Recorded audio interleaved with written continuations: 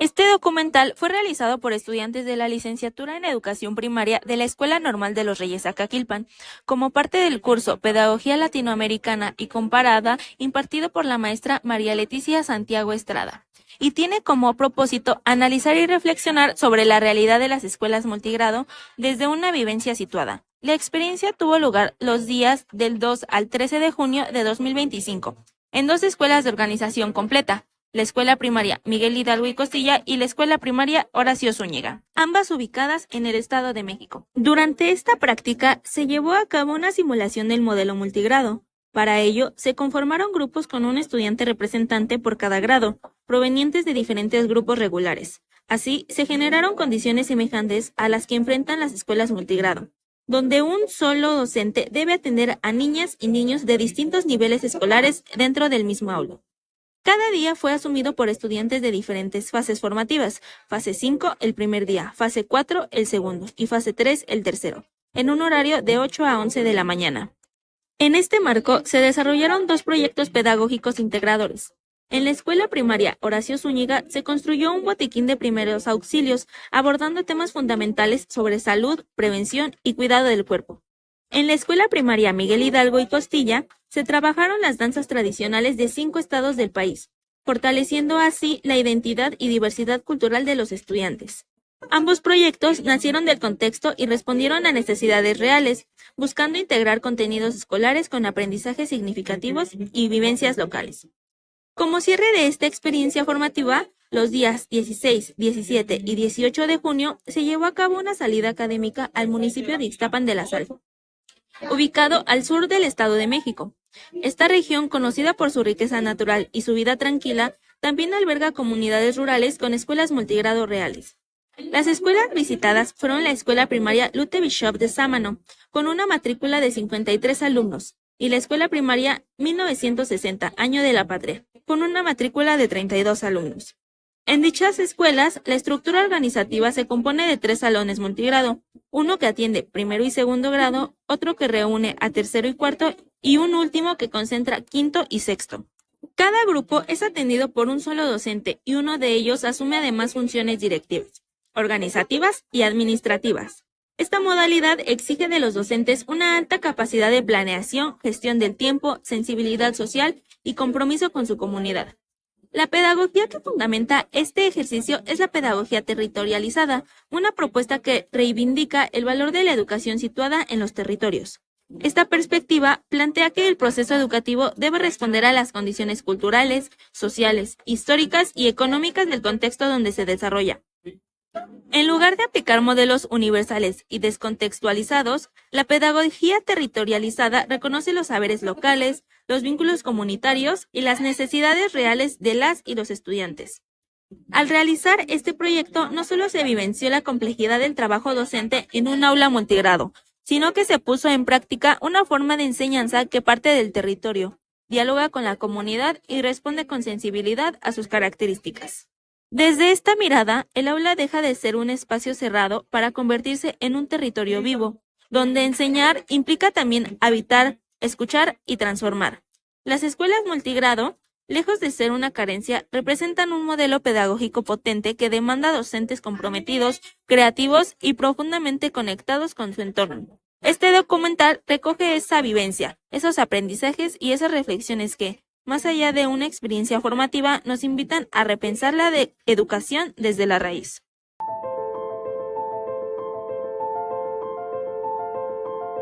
Las condiciones sociales, culturales y económicas que enfrentan nuestras comunidades exigen una pedagogía que transforme, cuestione y proponga. En este video retomamos las ideas de dos autores claves, Henry Giroux, quien plantea al docente como un intelectual transformativo, y Rolando Pinto, quien nos invita a construir un currículum crítico conectado con la realidad de nuestros estudiantes. Desde la Escuela Primaria Horacio Zúñiga, reflexionamos cómo estas pedagogías contrahegemónicas cobran vida en el aula.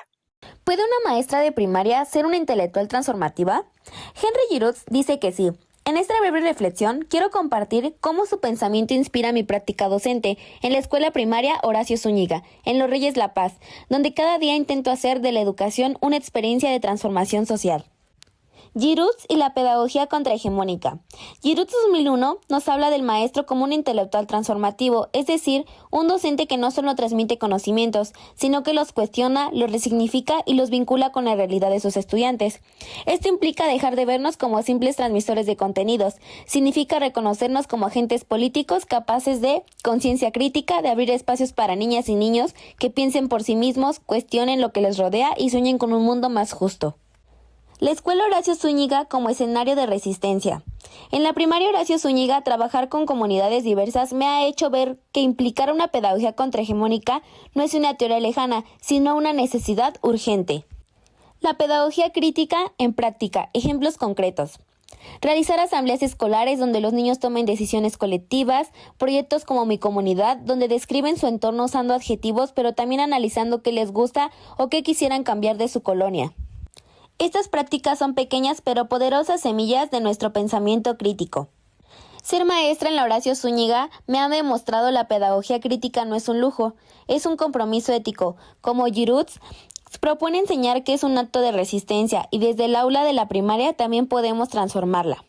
Educar es siempre un acto político. Henry Giroux. ¿Es posible una educación transformadora en una primaria pública de América Latina? Rolando Pinto nos dice que sí, desde un enfoque de currículum crítico. En la primaria Horacio Zúñiga, este enfoque se convierte en una práctica cotidiana para responder a las realidades sociales y culturales del alumnado. ¿Qué es el currículum crítico? Según Pinto. Pinto propone ver el currículum no solo como una lista de contenidos, sino como un proyecto ético, político y social. Educar no es neutral, la escuela debe cuestionar y transformar la realidad. El currículum no debe reproducir el orden social existente, sino contribuir a su transformación. ¿Cómo se aplica en la escuela Horacio Zúñiga? En esta escuela, el currículum se construye con la voz del alumnado, se adapta al contexto y se vive día a día. Se hacen elecciones simbólicas para hablar de democracia, se analizan problemáticas locales al estudiar la comunidad y se integran saberes culturales como ferias, historias familiares y lenguas indígenas. Currículum crítico es poner el conocimiento al servicio de la vida y la justicia. El currículum como práctica política. En contexto de desigualdad, enseñar es también un acto político. El currículum crítico abre espacio para las palabras, la crítica y los saberes colectivos. Como maestras, cuestionamos lo que el programa oficial omite y construimos puentes entre el currículo y la vida real del alumnado. Transformar desde el currículum. El currículum vive en las voces de los niños y las niñas. Cuando lo conectamos con su realidad, sembramos conciencia y esperanza. Educar desde un currículum crítico es sembrar conciencia, esperanza y justicia.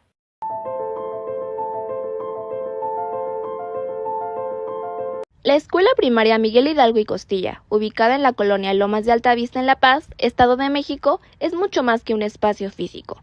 Es un reflejo del compromiso de una comunidad con la educación de sus hijos. En un contexto urbano en crecimiento donde las calles se entrelazan con negocios locales, parques y una riqueza cultural marcada por sus tradiciones, esta escuela representa un punto de encuentro entre la historia, la identidad y la esperanza. Con una matrícula de 391 estudiantes y un equipo de 15 docentes, la institución se enfrenta a desafíos constantes, como la falta de una biblioteca, un aula de cómputo o el deterioro de algunos espacios. A pesar de ello, se mantiene firme en su misión de brindar una enseñanza significativa. Su infraestructura cuenta con 14 salones funcionales, 3 patios amplios para actividades lúdicas y recreativas y el compromiso diario de 2 trabajadores de intendencia que velan por mantener limpio el entorno. Sin embargo, no todo es ideal. Un salón con goteras obliga a los estudiantes a replegarse para evitar mojarse. El acceso entre patios carece de barandales y la intermitencia del agua genera problemas higiénicos difíciles de ignorar. Esta realidad nos invita a reflexionar desde una pedagogía crítica y transformadora. Paulo Freire, en su propuesta de pedagogía del oprimido, plantea que la educación debe ser un acto de libertad, donde los sujetos se reconozcan como protagonistas de su historia. Desde esta mirada, la escuela se convierte en un espacio de lucha por la dignidad, por el acceso equitativo al saber y por la participación activa de todos los actores educativos. En este mismo sentido, Julio César Arboleda, en la pedagogía de la alteridad, sostiene que educar implica reconocer al otro desde su historia, cultura y necesidades. Así, la escuela se presenta como un lugar donde se visibiliza la diversidad de los estudiantes y se busca responder, aun con limitaciones, a su derecho de aprender con respeto y humanidad. Por su parte, Juan Carlos Fajardo, al hablar de la comunagogía, plantea que la educación debe construirse desde y para la comunidad. Y es justamente eso lo que se percibe en esta institución, una escuela que no está aislada, sino profundamente entrelazada con las dinámicas sociales, afectivas y culturales de su entorno. Los testimonios de madres y padres de familia son muestra de ese vínculo. Valoran la tradición de la escuela, su cercanía y el compromiso del personal docente. Pese a las carencias materiales, reconocen el esfuerzo humano detrás de cada clase, de cada aprendizaje y de cada gesto que sostiene la experiencia educativa. Desde la perspectiva de una pedagogía territorializada, esta escuela se constituye como un nodo de sentido colectivo. Su labor educativa no se limita a replicar contenidos, sino que responde a las particularidades sociales, económicas y culturales del lugar donde está situada. Esta mirada, profundamente latinoamericana, entiende que educar también es resistir al olvido, al desarraigo y a la estandarización impuesta por modelos ajenos a la realidad local.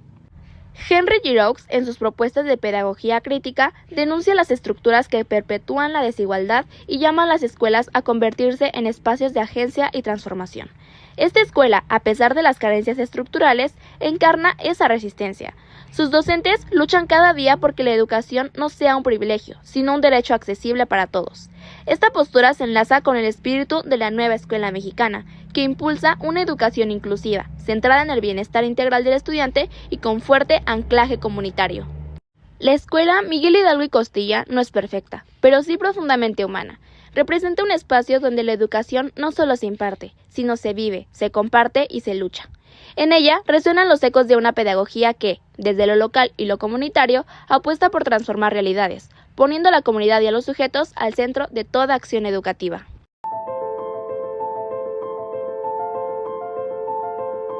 Se realizó una visita al municipio de Ixtapan de la Sal, ubicado al sur del Estado de México. Este cuenta con numerosas cantidades de comunidades rurales, donde se encuentran escuelas con recursos limitados y matrícula reducida. Se observó el funcionamiento de las escuelas multigrado, donde se encontraban solo 3 grupos. En el primero se encuentra primero y segundo, en el segundo, tercero y cuarto y en el último quinto y sexto. Cada uno de ellos contaba con un titular frente a grupo. Sin embargo, uno de ellos también estaba a cargo de la función del director de la escuela primaria, realizando tareas administrativas, organizativas y de gestión. Más allá de la estructura organizativa, lo que marcó una diferencia sustancial fue el perfil del alumnado. En estos contextos rurales, los niños y las niñas poseen experiencias de vida, saberes y ritmos completamente distintos a los que se encuentran en un contexto urbano, provenientes de familia cuya actividad principal es la siembra y el cultivo. Su cotidianidad está profundamente arraigada a la tierra y al trabajo agrícola, desde las edades tempranas.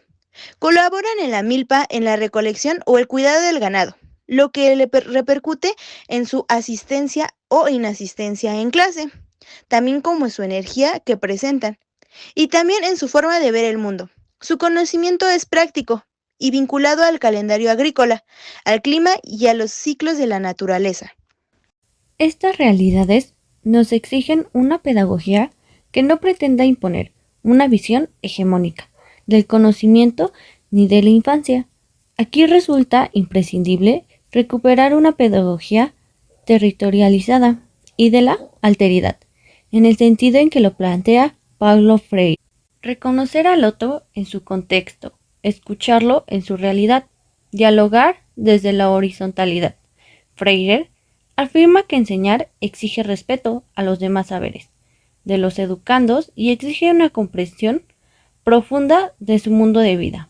Esto es especialmente urgente en territorios donde el conocimiento escolar se presenta muchas veces como ajeno o incluso como negación del saber campesino. Además, estas experiencias educativas pueden leerse desde una pedagogía crítica y liberadora que busca no solo transmitir conocimientos, sino transformar las condiciones de opresión.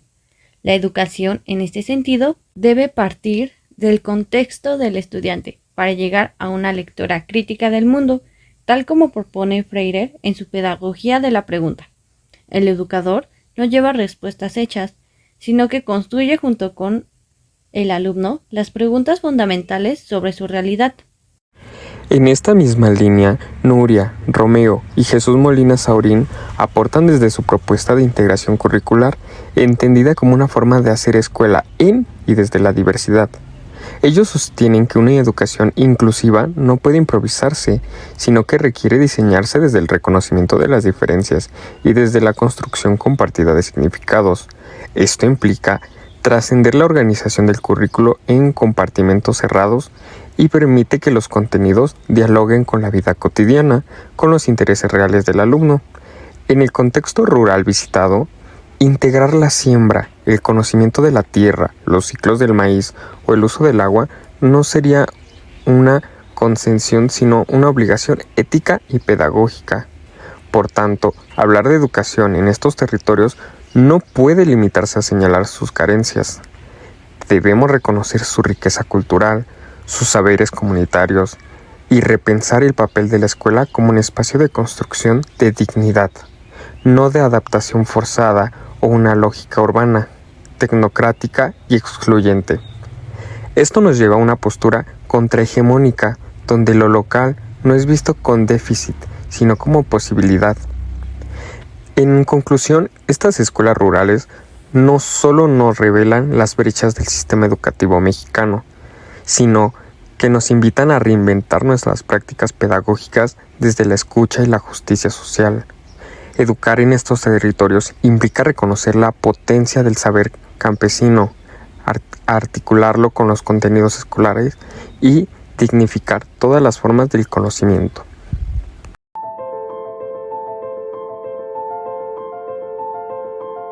Las prácticas docentes en una escuela multigrado rural permitieron evidenciar la necesidad de transformar las formas tradicionales de enseñar y aprender, especialmente en contextos donde las condiciones materiales, culturales y sociales exigen una educación más sensible, contextualizada y participativa. La convivencia con estudiantes de distintos grados en un mismo espacio educativo no solo desafió la planificación convencional, sino que también impulsó estrategias pedagógicas más integradoras, horizontales y centradas en el diálogo. Esta experiencia se vinculó profundamente con los principios de las pedagogías críticas, que proponen una educación comprometida con la realidad social del estudiantado, cuestionando las estructuras de poder dentro del aula y fuera de ella. Asimismo, se retomaron fundamentos de la pedagogía de la liberación, al reconocer en el acto educativo una posibilidad de conciencia, emancipación y reconstrucción de la dignidad de los sujetos históricamente marginados. Otras corrientes contrahegemónicas, como la pedagogía de la alteridad, la pedagogía situada o la pedagogía de la memoria, también encontraron eco en la práctica, al asumir que el saber no es exclusivo del docente ni de los libros oficiales, sino que también habita en la experiencia, la historia comunitaria y el entorno inmediato del alumnado. En palabras de Paulo Freire, en 1970, la educación no cambia el mundo, cambia a las personas que van a cambiar el mundo, lo cual cobra especial sentido cuando la enseñanza se convierte en un acto político que reconoce a los estudiantes como sujetos históricos capaces de transformar su realidad. En este sentido, la práctica docente en contextos multigrado no fue solo un ejercicio de enseñanza, sino un acto político, ético y transformador, donde el aula se convirtió en un espacio de resistencia, reconocimiento y esperanza.